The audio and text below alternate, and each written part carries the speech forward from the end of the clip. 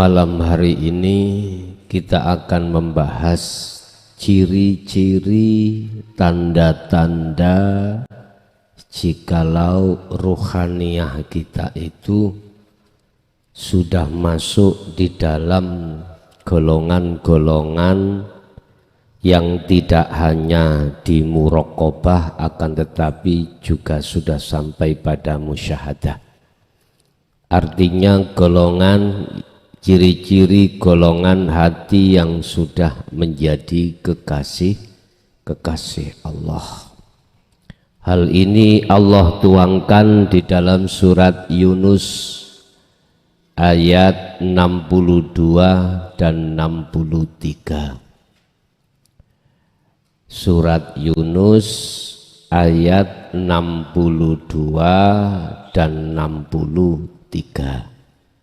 Menawi saged dipirsani monggo. Bismillahirrahmanirrahim. Ala inna awliya Allah, eling-eling yen sak temene kekasih Allah iku. Berarti kekasih Allah itu yaitu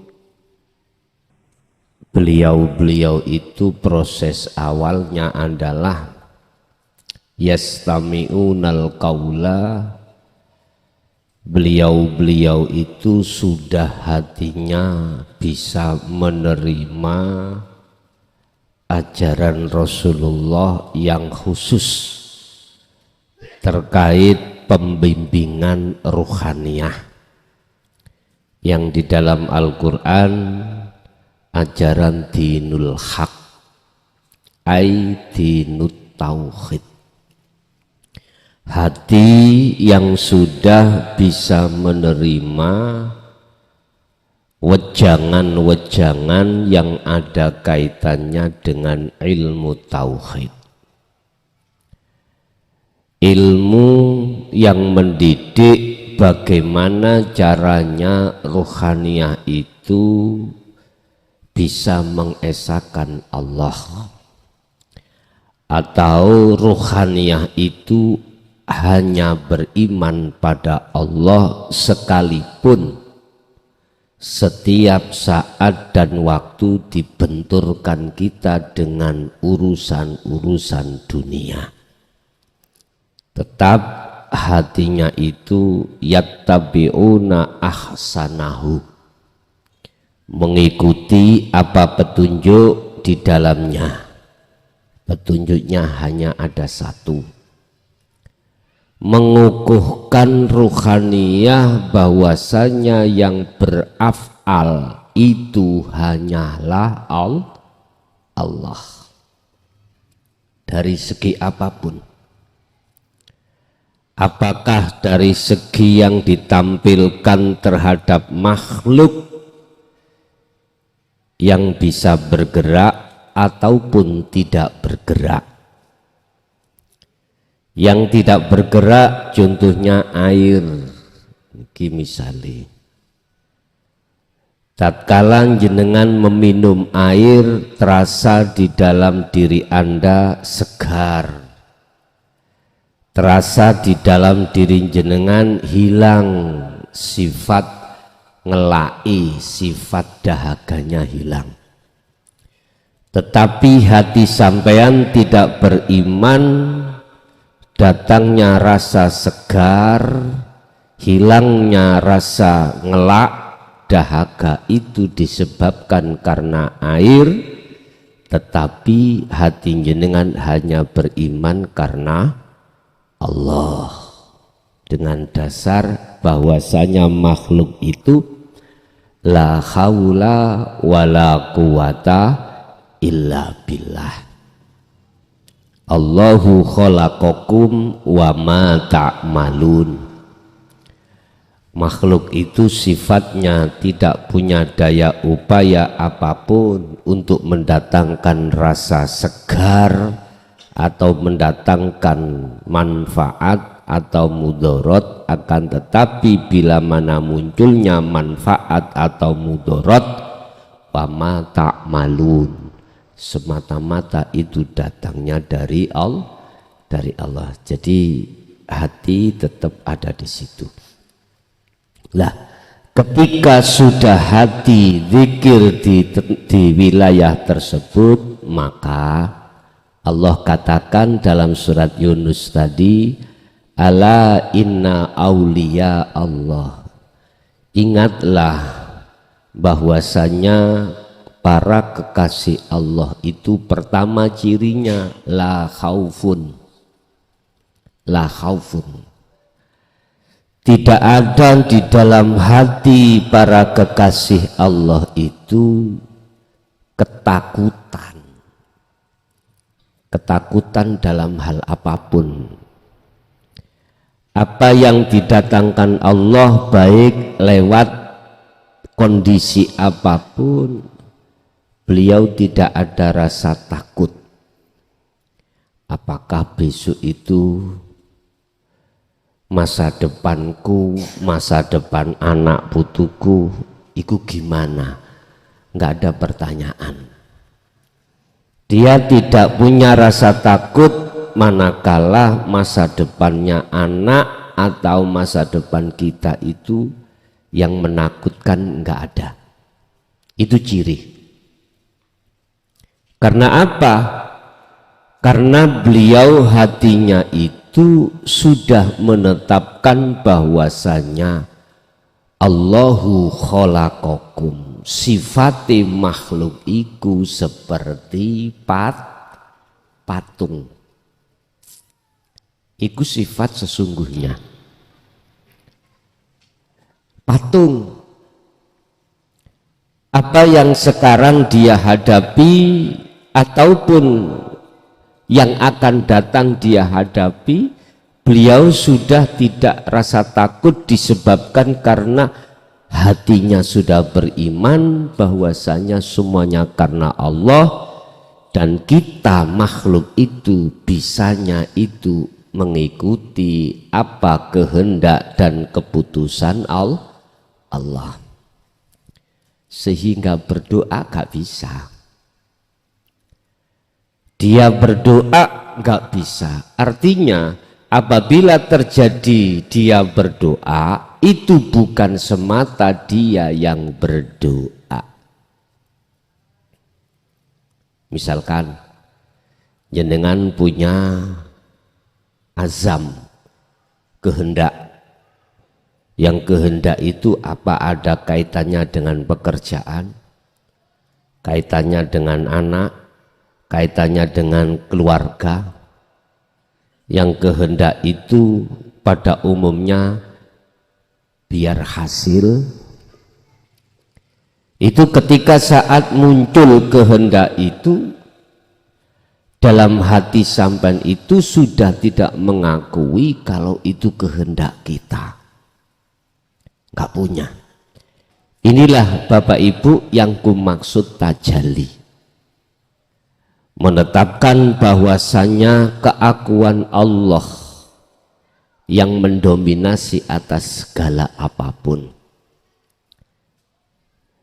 Disitulah letak mengapa beliau itu hatinya la khaufun, tidak ada rasa takut apa nanti kehendak itu nyocoki ing mungguh sifat basariyah atau basiroh, tidak. Jadi gak nyocoki iku dia mboten khawatir. Ambit kula tulisi.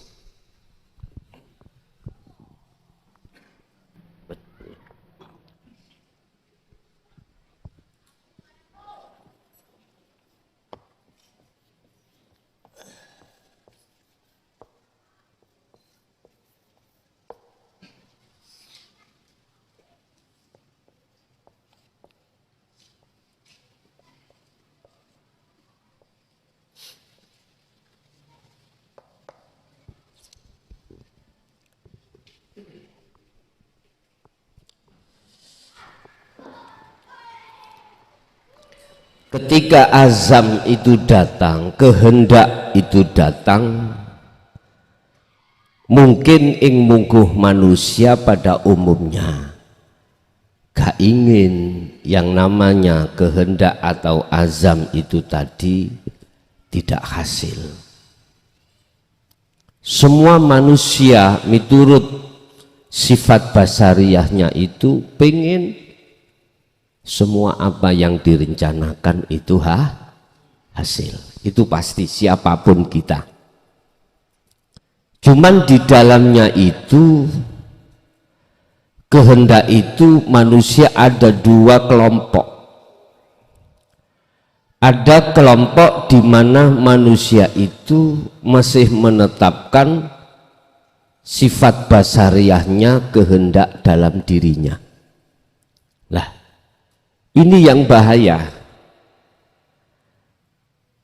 Ketika saat hati mengakui kehendak atau rencana itu kita sebagai makhluk, manakala nanti terjadi kehendak itu tidak nyata, kehendak itu tidak hasil, mesti hati ini dalam hati kita itu bermasalah.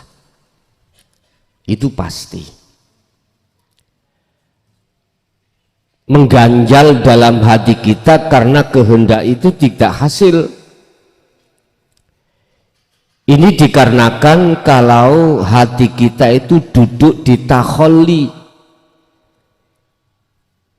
Inilah yang kumaksud, ada kepentingan nafsu di dalam kehendak.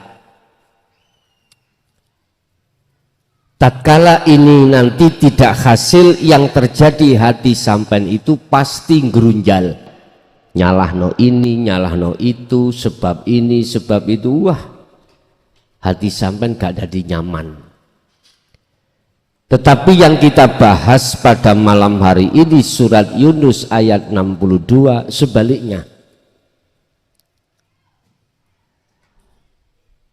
Yaitu kehendak, di mana kehendak ini hati kita duduk di tajalli. Tajalli berarti di dalam hati jenengan sudah tidak mengakui kehendak jenengan, tetapi kehendaknya Allah itu yang di atas itu. Tulisan yang di atas, bukan Allah nama, bukan hidup sifat, tapi yang tak maksud di dalam Al-Quran, ana Allah. Paham Pak Bu nggih? Bon. Tatkala ruhaniyah ini sudah jatuh di wilayah tajalli, maka apapun hasil dari sebuah kehendak yang tadinya itu, apakah kehendak itu nyata atau kehendak itu ditunda kenyataannya terhadap Allah, jenengan itu la khaufun, tidak ada rasa takut. Karena apa? Zomina sapa Allahu Gusti Allah ala jami'i as'alihim. Artinya Allah wis jamin atas seluruh apapun yang ada di dalam diri kita yang namanya kehendak itu pasti dikasihkan. Cuman aja Allah tidak menetapkan, memunculkan kehendak itu, yang kehendak itu miturut sifat basariyah Anda itu, misalkan hari besok, tapi ditunda hari besok berikutnya. Bapak Ibu, bagi golongan aulia, golongan kekasih Allah itu tidak ada bedanya. Tatkala kehendak itu nyatanya besok atau lusa, la farqa bainahum, tidak ada beda. Disitulah Bapak Ibu, hati beliau tidak ada penyakit takut, itu enggak ada. Cuman di sini kan pertanyaannya, kekasih Allah itu golongan di mana? Jangan disamakan antara di musyahadatul fana dengan kamil dengan bakok jangan disamakan. Sebab terkadang ketika saat mohon maaf hari besok itu tidak dinyatakan, kadang muncul rasa di dalam hati yang ganjel dikarenakan pada saat itu tidak ada di musyahadah. Tetapi selang waktu entah berapa menit muncul rasa tidak ada takut, itu muncul karena kembali lagi ke musyahadah. Tergantung Gusti Allah meletakkan kita itu golongan kekasih Allah di mana. Yang jelas golongan kekasih Allah itulah khaufun. Tidak ada rasa khawatir atau rasa takut apa yang akan terjadi terkait sekarang atau besok masalah kehendak tersebut. Sibuk hatinya. Yadkurunallaha qiyaman wa qu'udan wa ala junubihim. Sibuk hatinya itu, beliau itu lewat kunci zikir itu sehingga dia ada di musyahadah. Itu yang pertama. Yang kedua, walahum yahzanun, walahum lan ora ono utawi mereka iku yahzanun, rasa gelisah dan rasa khawatir. Boten wonten. Sekalipun jenengan sekarang itu dituntut anak terkait finansial, besok waktunya bayar, besok waktunya nyun sewu, kula ngeten Pak. Lah sekarang belum ada yang dibuat. Walahum yahzanun, rasa khawatir atau rasa gelisah itu mboten enten. Sama sebetulnya itu. Mengapa dia tidak ada rasa khawatir dan gelisah? Karena ruhaniyah itu beliau di posisi yadhkurunallaha, memegang tali Allah yang disebut sebagai zikir sirul asrar, sehingga dia itu tidak memandang makhluknya yang berupa kebutuhan, tidak memandang makhluknya yang berupa anak meminta tadi, dan atau dia tidak memandang dari sisi yang fana, siapa? Makhluk. Tetapi beliau hatinya sibuk memandang Allahnya yang berperan satu-satunya. Tentunya Bapak Ibu ini juga tidak mudah bagi kita yang belum menjadi kekasih Allah. Tapi bagi jenengan yang hatinya sudah menjadi kekasih Allah, niki sangat mudah. Sehingga kayak koyok oh, iya bahasa Indonesia ini koyok iya apa? Kayaknya itu ada sang pembisik di dalam hati sampean menarik untuk makrifat pada Allahnya. Ini. Secara otomatis baik qiyama wa qu'udan wa ala junubihim, baik ketika saat jenengan posisi dalam keadaan berdiri, keadaan duduk, atau keadaan berbaring, intinya dalam kondisi apapun jenengan kalih kula yang sudah dikatakan Allah sebagai aulia di mata Allah, itu mudah sekali jenengan kalih kula niki hati makrifat pada Allah. Lewat sinilah Pak, akhirnya tidak ada rasa khawatir dan gelisah. Disimpulkan dari berbagai ciri-ciri aulia manahipun adalah tatmainnul qulub, anteng hatinya. Karena apa? Ala bidzikrillahi tatmainnul qulub. Ingatlah bahwasanya hanya dengan berzikir hatimu akan tenang. Zikir yang dimaksud di sini adalah eling sadar apapun yang terjadi iku sing agawe mung Gusti Allah. Seperti masa sekarang itu teriknya atau apa, kemaraunya panjang, ya. Banyak daerah-daerah yang waktunya itu menanam sampai sekarang belum menanam. Seperti kemarin kami di Blora sudah dikasih hujan 2 kali, anggepe iku udan maneh sampun nebar benih wenih. Kalau Pak petani sudah nebar wenih ya, ternyata habis itu tanahnya nelo-nelo lagi. Lah, rugi berapa bahasa syariat? Lah, ini kalau tidak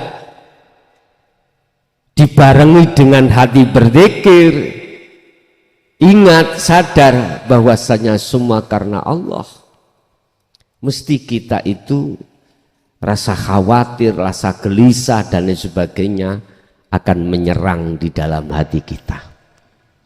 Tapi berhubung ini kajian kita pada malam hari ini adalah khusus masalah ciri-ciri para kekasih Allah itu tidak seperti itu.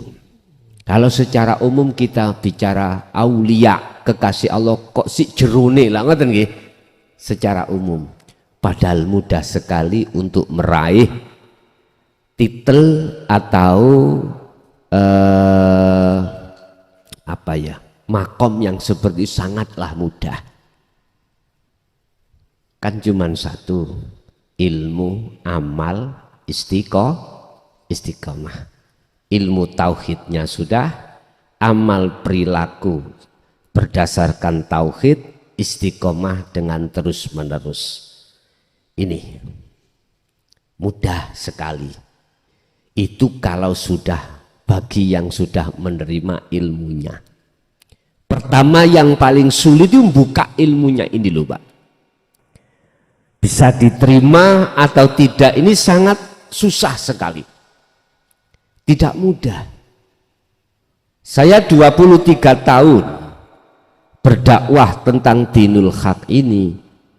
Setidaknya itu sedikit banyaknya keluh kesah yang kurasakan itu gampangannya cara ngomong mudah gini. Mana di antara hamba Allah yang mudah menerima dan tidak, itu bisa dipilah-pilah. Laksana gini Pak, jenengan menjabut tanaman yang tanaman itu sudah mengakar di tanah, apalagi tanaman ini sudah berbuah, sampai jebol iku wangel. Dibanding jenengan jebol satu tanaman lagi cukul Pak, baru cukul sampai tarik dari tanah, sangat mudah. Artinya apa? Ternyata justru ilmu ini susah masuk terhadap mereka-mereka yang sebelumnya itu kedahuluan pinter, kedahuluan alim, susah ilmu itu masuk. Susah banget. Karena apa? Karena sudah mengental hukum-hukum dohiriyah ini, sudah mengental. Malah justru sing mudah itu ya, pertama mereka ngaji sudah lama terkait tauhid tapi ora dong-dong, karena yang dikaji itu bahasanya memakai bahasa kinayah atau bahasa isyarah. Akhirnya oh ini maksudnya lho, ngoten lho. Pertama. Kedua, mudah bagi mereka yang syariatnya tipis. Syariatnya tipis. Artinya gak kedahuluan pinter nih lho Pak, gak kedahuluan ngalim. Nah, tapi ya jangan digebiar uyah. Artinya apa? Kadangkala juga menemukan sudah ngalim ilmu syariate, ngalim ilmu thariqahe, mudah dia menerima. Ada yang seperti ini, ada Pak, dan itu langsung terlibat pada diri saya dan beliaunya. Ada. Bapak Ibu hadirin jamaah rahimakumullah, kalau toh Allah sudah mengatakan bahwasanya ala bidzikrillahi tatmainnul qulub, berarti yang dimaksud zikir di sini adalah bukan yang dimaksud zikir ngucap bil lisan atau bil qalbi, bukan. Bukan yang dimaksud zikir di sini adalah bil lisan la ilaha illallah, bil qalbi Allahu Allah, bukan. Tetapi yang dimaksud zikir di sini adalah ingat, sadar bahwasanya semua apapun yang terjadi itu yang beraf'al, yang berperan hanyalah laisa kamisrihi syai'un. Lah, inilah Pak zikir yang menjadikan hati sampean kalih kula iku menjadi hati yang tenang. Coba kita gak usah bicara orang lain, kita bicara diri kita sendiri dulu Pak ya. Ketika saat kita sudah mendawamkan zikir jahri, bahkan zikir sirri, coba jenengan piyambak kali kula bisa ngeraosake mana letak ketenangan hati? Enggak ada. Umpomo saya itu guru, punya murid katakanlah 100, kok berondoli, apa berondoli ini Pak? Merotoli nih loh, merotoli habis sampai setugel misalnya, gak susah, susah. Kita sebagai guru punya yayasan, entah itu tadi ibtidak, sanawi, aliyah, asalnya santri kita itu 100 kok malah menjadi 3, mesti susah Pak, mesti susah hati kita nggak bisa tenang. Padahal saya itu sudah berzikir, yang zikir itu saya hitung jahrinya 10.000, sirinya 20.000, maka masih tetap tidak bisa tenang, tidak bisa. Katakanlah kita biasa nyekel uang, gak nyekel uang, gak pegang uang, piye rasane? Ngeluh. Berarti zikir yang bisa menjadikan hati sampean iku tenang adalah adzikru bisiril asrar. Mungkin bisa dilihat di dalam surah Al-Anbiya 87. Kalau sampean gak gelem buka Al-Qur'anul Qadim, buka Al-Quranul Karim di dalam surah Al-Anbiya 87 dan 25. 87 itu mendidik terhadap kita bahwasanya Allah itu dekat, sehingga ada rasa dalam diri kita bahwasanya Allah itu dekat. Idza sa'alaka ibadi anni fa inni qaribun. Muhammad, jikalau hambaku tanya tentang keberadaan diriku, katakan inni qoribun, sesungguhnya saya itu dekat. Loh, rasa yang menjadikan hati Anda bahwasanya Allah itu dekat, itu ternyata ada di dzikir sirul asrar, di pos su'aul basirah. Pun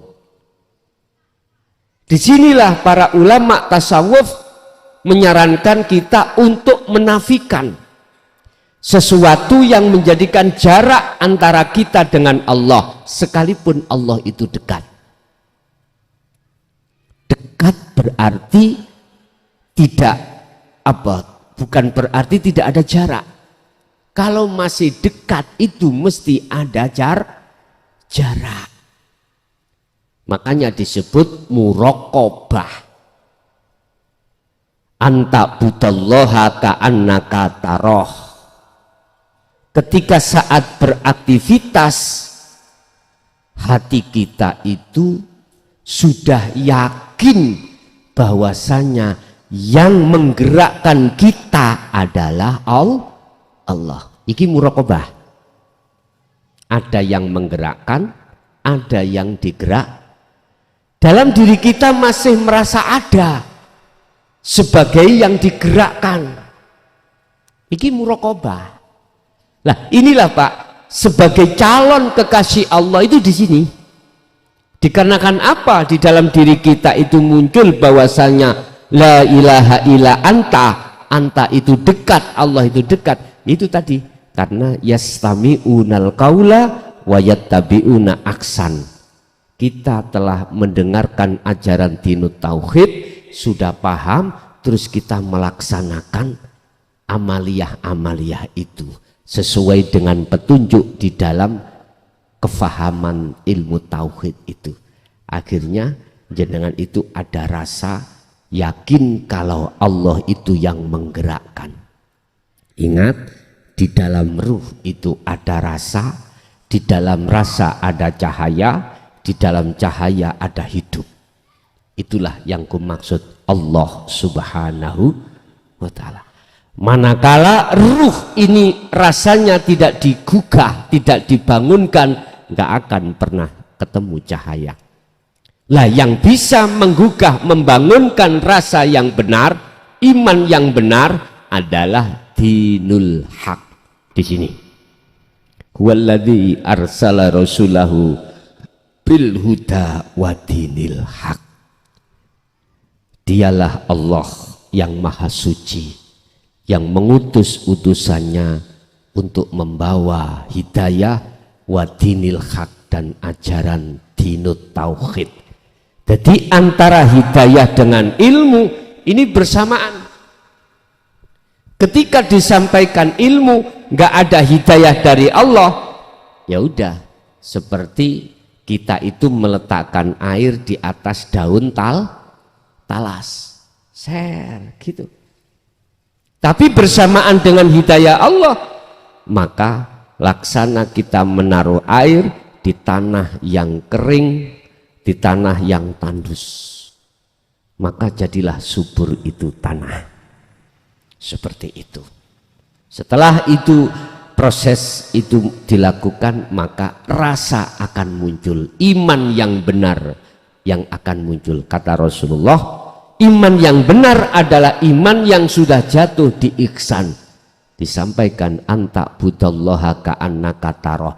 Dalam hatimu ada rasa, ada iman bahwasanya Allah itu dekat. Kalau sudah seperti ini, fastaqamu, teruskan, asahlah su'aul basirah itu. Diasah terus, kita lakukan baik ketika saat kiaman kita berdiri, wa qu'udan ketika duduk, wa ala junubihim ketika berbaring. Terus zikir itu berjalan, maka sampailah ke ainul basirah, pos yang kedua, pertemuanmu dengan Allah. Akhirnya disebut musyahadah, inilah kekasih Allah.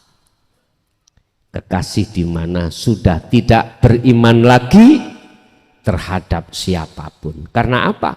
karena dirinya sudah tiada, dirinya sudah fana.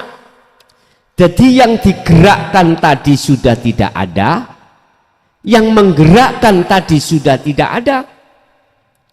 Terus yang ada itu apa? Inilah Bapak Ibu yang tidak bisa jenengan sebut. Inilah Bapak Ibu yang panjenengan tidak bisa menggambarkan dengan sesuatu apapun. Sehingga saya katakan inilah kul huwallahu ahad. Inilah ahad itu maksudnya.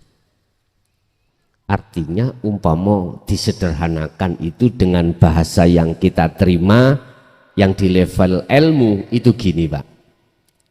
Tadi kan ada yang menggerakkan, ada yang digerakkan. Itu muraqabah.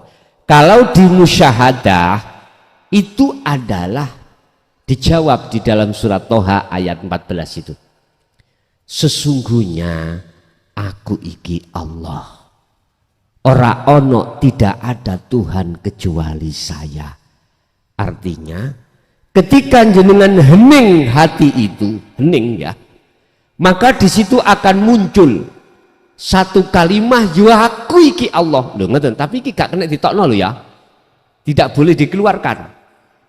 Ada bahasa di dalam hati jenengan itu, sang yang hidup itu berkata, ya aku iki Allah. Berarti yang mendengarkan siapa? Allah. Yang berucap siapa? Allah. Yang melihat siapa? Allah. Lah, kemanakah kita itu? Sudah tidak ada. Tambah bingung apa? Mboten nggih? Nanti jenengan tidak akan bingung lagi kalau memang terlibat betul-betul di situ. Kan sudah dikatakan syarat mutlak Anda nyata sang yang wujud, manakala kita yang merasa wujud itu tidak wujud. Baru nyatanya Allah akan terjadi pada dirimu setelah fananya rasa wujud dirimu. Nyatanya Allah akan berkehendak manakala setelah fananya nyatanya Anda yang berkehendak. Nyatanya Allah yang melihat setelah fananya Anda kita sebagai makhluk yang melihat. Nyatanya yang mendengarkan itu Allah manakala setelah fananya nyatanya Anda yang mendengar. Wis berbagai macam. Nyatanya yang hidup sejatining Allah setelah fananya rasa Anda yang merasa hidup. Oh, semuanya apa yang terjadi di dalam sifat ma'ani, kudrat, irodat, ilmu, hayat, sama, basor, kalam. Iki wis hilang kefanaan keaguan diri kita sebagai makhluk yang bersifat, maka nyatalah Allahnya yang segala-galanya di situ. Bapak Ibu, disitulah letak kedamaian hati jenengan. Bon, kita lajengaken ayat 63. Siapakah mereka yang disebut sebagai kekasih Allah yang tadi ciri-cirinya sudah diurai? Yaiku alladzina wong akeh amanu kang podo ngiman, podo percaya. Artinya imannya itu sudah jatuh di mana? Di musyahadah. Imannya sudah di ainul basirah. Alladzina amanu wa kanu yattaqun, otomatis dia itu dimanapun bertakwa dumateng Gusti Allah, otomatis itu. Ya ayyuhalladzina amanu taqullaha haqqa tuqatih wa la tamutunna illa wa antum muslimun. Kebanyakan manusia yang diserukan Allah tentang takwa, kebanyakan itu hanya takwa secara dohir, jasmani ninggalkan larangan, jasmani menjalankan Tapi yang haqqa tuqatih, takwa yang sebenar-benarnya ini sedikit sekali. Itu akan terjadi hanya terhadap kekasih Allah. Itu hanya terjadi pada iman yang sudah ihsan. Islam, iman, ihsan. Takwa secara hakikat belum terjadi. Terhadap golongan kita masih beriman, belum berihsan. Kalau sudah diihsan jenengan kali kula, mongko haqqa tuqatih, takwa yang sebenar-benarnya pasti akan muncul. Wala tamutunna illa wa antum muslimun. Di situ ada peringatan, jangan kau mati kalau tidak dalam keadaan muslim atau berpasrah diri. Lah, wong pasrah iku sakwise ketemu Gusti Allah. Wa anibu ila rabbikum wa aslimu lahu. Baru bisa pasrah itu. Hamid Ustaz.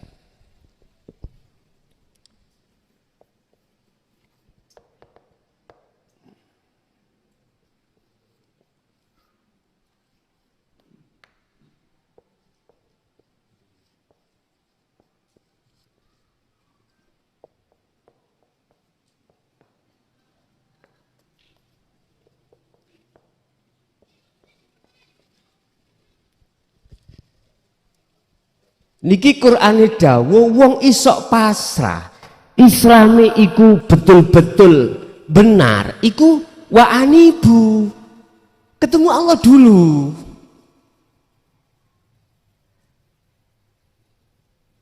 Jadi kalimat wa anibu lekas baliyo kau ning Allah, ila rabbikum, terhadap Tuhanmu. Kalau kau sudah bisa kembali dan bertemu Tuhanmu, maka wa aslimu, otomatis Islammu bener. Ngaten niku. Lah yang dimaksud kembali itu apa, Pak?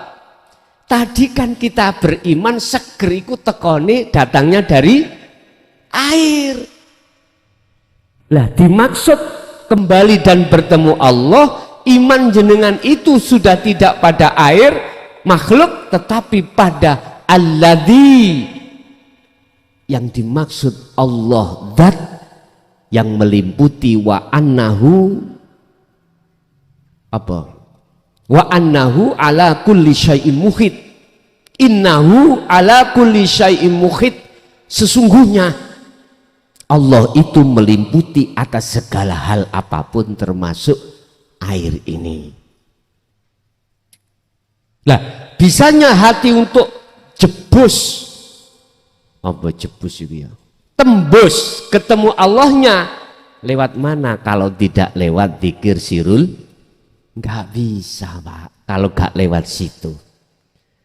Makanya pendidikan sirul asam menurut saya wajib disampaikan dan dibawa oleh orang-orang syariat dan thariqah. Kalau tidak, ya jangan harap jenengan bisa sampai tembus bertemu Allah. Loh, kalau sudah masuk dan tembus bertemu Allah dzikirmu, maka wa aslimu lahu, otomatis keislamamu iku sempurna. Wa aslimu lan pasrah sira kabeh lahu maring Gusti Allah.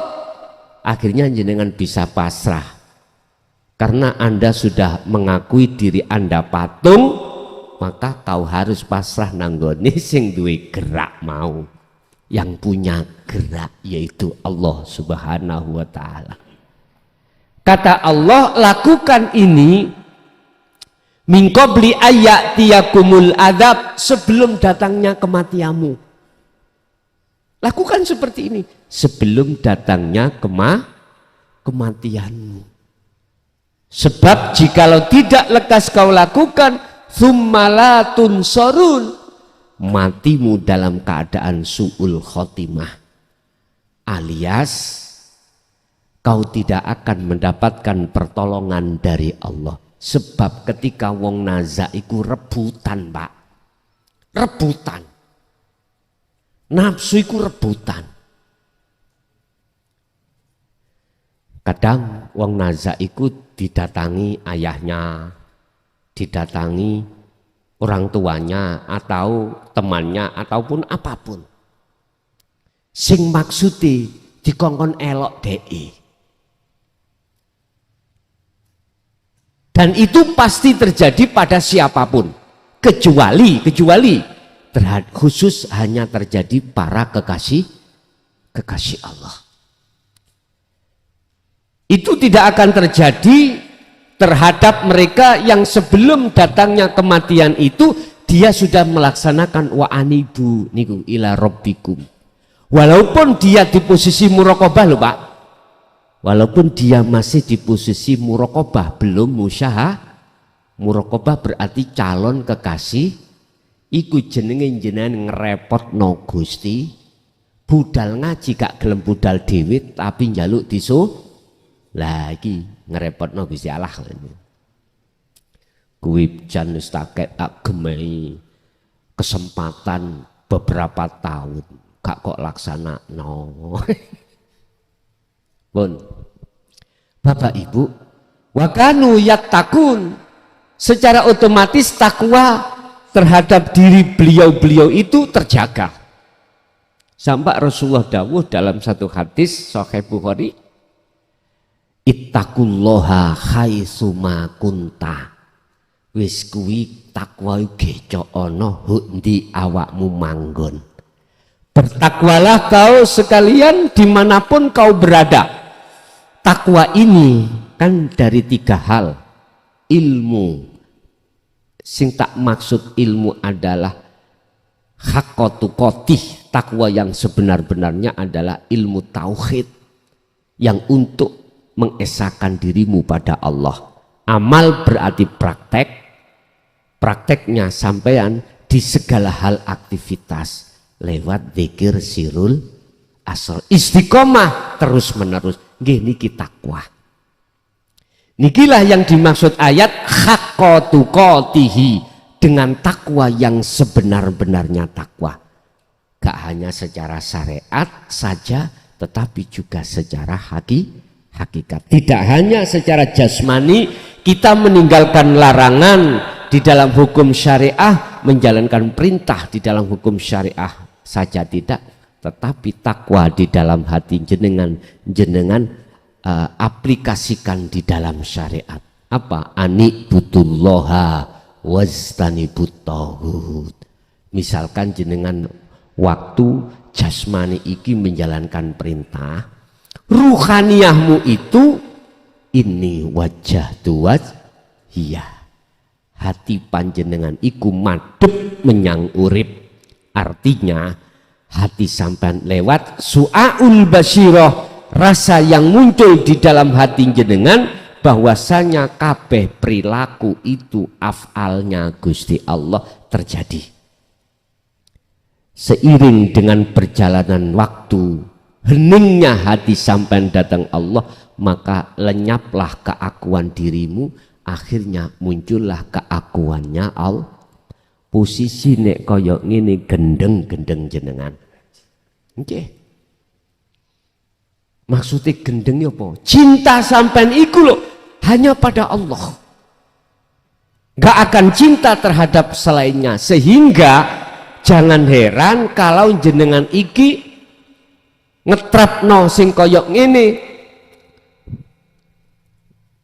Terjadinya hal ini di tengah-tengah jenengan sholat, jangan heran kalau dilupakan hitungan rokaat, dilupakan gerakan rukun sahnya sholat.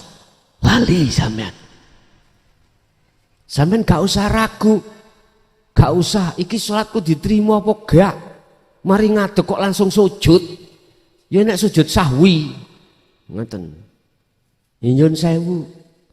Ini sudah tidak berlaku bagi orang sing gendeng nang Gusti Allah. Saking gendengi sampean dilalekno Allah terhadap perkara selain Allah. Sing penting sampean ngalir mawon.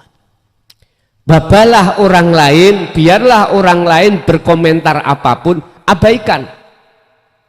Udah.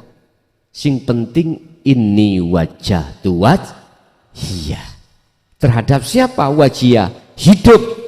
Yang mana? Lilladzi fataros samawati wal ard, yang menguasai gerak dohirmu, gerak jasadmu, gerak ruhaniyahmu. Fataros samawat, samawat iku ruhaniyah, wal ard jasmani. Udah ngalir aja. Khanifan, posisi madepmu iku temen-temen madep. Mancep cara wong makuik kayu iku pakune iku bles gitu loh Pak. Kalau seperti itu, wama ana minal musyrikin, Anda bukan termasuk golongan yang menyekutukan Allah. Itulah golongan makrifat. Golongan jenengan ini sudah diletakkan Allah ruhaniyah ini di makom musyahadah. Bapak Ibu, pertanyaan, apakah bisa kami itu sampai di situ? Sedangkan saya itu masih sibuk urusan nyambut gawe. Lah ngoten nggih. Saya masih tanggungan banyak, anak masih kecil-kecil, hutang masih numpuk, bisnis masih berjalan. Bisakah saya sampai di situ sebelum mati?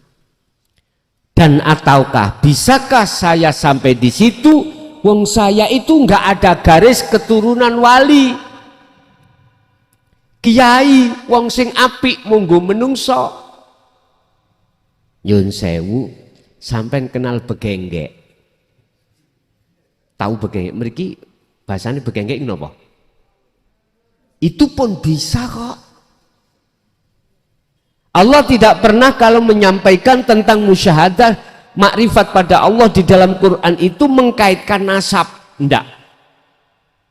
Status dohir juga tidak. Allah mengatakan hanya mayyasha, nurun ala nurin, cahaya makrifat itu hanya diberikan kepada hamba yang dikehendaki. Nurun ala nurin yahdillahi linurihi mayyasha. Nah ini hamba yang dikehendaki saja. Siapa hamba yang dikehendaki? Kalau kita tahu ciri-cirinya adalah mereka yang sudah memegang sirul asrar dan mengistiqomahkan zikir tersebut di setiap saat dan waktu. Sibuk urusan kerja itu bukan alasan. Bukan alasan utawa halangan yang menghalangi antara ruhaniyah sampai bertemu Allah. Nggak bisa. Karena Allah pun di tengah-tengah pekerjaan. Jadi nggak ada alasan. Repot menjadikan penghalang Anda untuk tidak ketemu Allah. Enggak. Masih banyak tanggungan, itu bukan alasan. Itu bukan penghalang Anda. Sebetulnya itu dihadapkan Allah hanya semata-mata innama amwalukum wa auladukum fitnah, ujian. Satu. Yang kedua, sebagai untuk mengokohkan hati sampean, bertambah tajam tauhid sampean, pengesaan hati sampean pada Allah. Memang itu yang kita hadapi. Semakin tajam makrifat sampean, ujian semakin berat, semakin besar. Nyun sewu, jenengan nek maku kawitan iku digawet napa didik-dik sik. Dididik sik, cek rada kuat. Engko nek rada kuat, sampeyan tinggal lah digetno. Bahkan wis kuat malah dincepno digeyekno. Engko nek wis ndase kepalane apa jenenge? Paku itu sudah mancep sudah, gak mungkin ditutup maneh. Tapi bila mana suatu saat yang namanya paku itu keluar lagi, konangan ambek sing duwe dengklik, saonoke sing digawe gepuk. Kadang ada batu didodokno lagi. Lah gitu Pak ya. Begitulah Allah. Ingatlah ketika Allah menghancurkan ekonomimu. Ekonomi kita bukan berarti Allah nggak sayang. Itu bentuk kasih sayang Allah. Kata Allah gini, iki cekak ganggu awakmu, tak entek nih des. Bojone gak ngecemes, saiki ngecem. Lho, ilingo, iku kasih sayang Allah. Yang tadinya itu istri kita itu dikasih belanja 300 iku meneng, saat ini dikasih 500 ngomel-ngomel. Udah kasih sayang Allah. Enggak apa-apa. Pasti kok dikasih lebih daripada 500 kok. Wa may yattaqillaha yaj'al lahu makhrajan. Quran ini wis ngomong ngoten ya. Bapak Ibu hadirin jamaah rahimakumullah. Jadi kekasih Allah tidak memandang prosesnya dari nasab, ndak, atau fisik kita sebagai orang yang ahli ibadah juga tidak. Sing penting wong iki wis gelem nrimo, hatinya sudah bisa menerima ajaran Rasulullah ini terus melaksanakan dengan istiqomah. Pastilah inilah calon kekasih Allah, bahkan nanti sebelum meninggal dia akan menjadi kekasih Allah. Pun niki prosesi Pak, prosesi wonten mriku. Sebab Allah sudah katakan nurun ala nurin, surat Nur ayat 35 tadi. Cahaya makrifat itu fungsi diberikan terhadap hamba yang digendaki untuk linurihi, untuk memadangkan, untuk menjernihkan hati sampeyan dari kotoran-kotoran hati, yaitu syirik khafi tadi yang beriman segeri teko banyu iki dihilangkan Allah. Cara gelap bisanya itu terang, gelapnya hilang, cahaya didatangkan. Ketika cahaya makrifat itu datang, sak nalika iman terhadap air hilang. Ketika cahaya lampu ini datang, maka saat itu kegelapan akan Qul ja'al haqqu wa zahaqal batil innal batila kana zahuqa. Langsung nyisih mayyasya terhadap hamba yang digendaki. Siapakah hamba yang digendaki? Dialah para pengikut setia baginda Rasulullah Sallallahu Alaihi Wasallam. Itulah beliau yang selalu mengikuti ajaran dinul haq. Beliau termasuk kita-kita ini. Saya katakan kita-kita ini yojo dadi takabur jenengan. Jangan. Garis lurus keturunan atau pewaris para nabi dan rasul khususnya adalah tabi'ina sholihin, yang hatinya itu hanya bersandar pada Allah. Oke Bapak Ibu, itu apa yang bisa kami sampaikan berkenaan dengan materi kita, ciri-ciri para kekasih Allah itu yang bagaimana, sesuai dengan surat Yunus ayat 62 dan 63. Kita masuk pada sesi tanya jawab atau dialog, atau yang menambahi monggo kami persilakan.